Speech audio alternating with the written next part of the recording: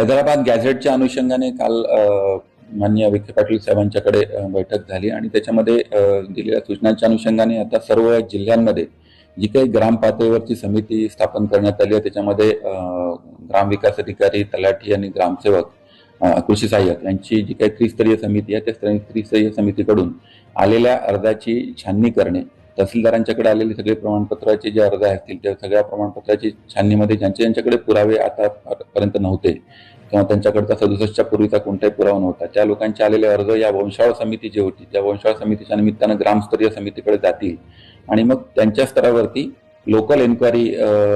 त्यांचे करून घेऊन त्यांचे मग रिपोर्ट सबमिट करून तहसीलदारांच्याकडे आल्यानंतर मग जिल्हाधिकारी स्तरावर प्रांतांच्या स्तरावरती त्यांना सर्टिफिकेट इश्यू होते. याबाबत संबंधितांना काही प्रशिक्षण द्यायला सुरुवात केली आपण. यासाठी कालच्या बैठकीमध्ये अशा सूचना देण्यात आल्या होत्या की सर्व जिल्हा स्तरावरती सर्व जिल्हाधिकाऱ्यांनी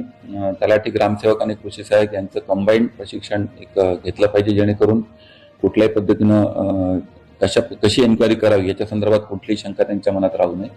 तर त्याचे प्रशिक्षण या 2-3 दिवसामध्ये सर्व जिल्हाधिकाऱ्यांनी तसे सर्व जिल्ह्यांनी घेतलेले आहेत, पण पुन्हा एकदा सर्व लोकांना प्रशिक्षण घेण्याच्या सूचना आम्ही दिलेल्या आहेत.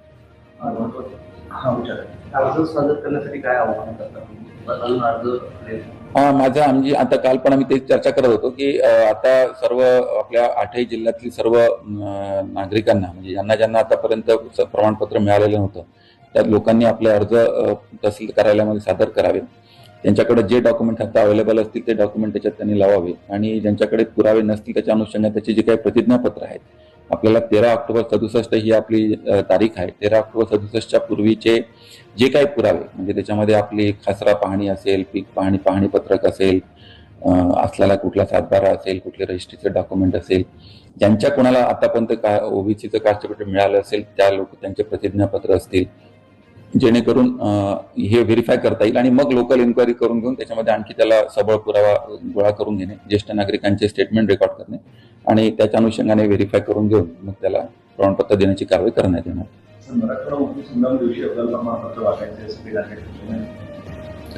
17 सप्टेंबर हा आपल्या मराठवाड्यासाठी अतिशय महत्वाचा दिवस आहे आणि त्याच्यामुळे त्या दिवशी सर्व पालकमंत्री महोदय पण सर्व जिल्ह्याला झेंडावंदनासाठी उपस्थित असतात. त्यामुळे त्या दिवशी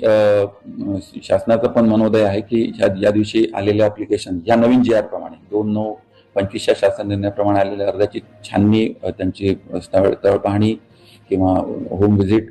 स्थळ चौकशी करून घेऊन हे अर्ज 17 सप्टेंबरला देण्याचं आम्ही नियोजन करत आहोत. माझी या निमित्तानं आपल्या सर्व जिल्ह्यातील नागरिकांना पण विनंती आहे की त्यांनी या 2/9च्या अनुषंगाने त्यांचे अर्ज हे आपल्या जिल्हा तहसील कार्यालयामध्ये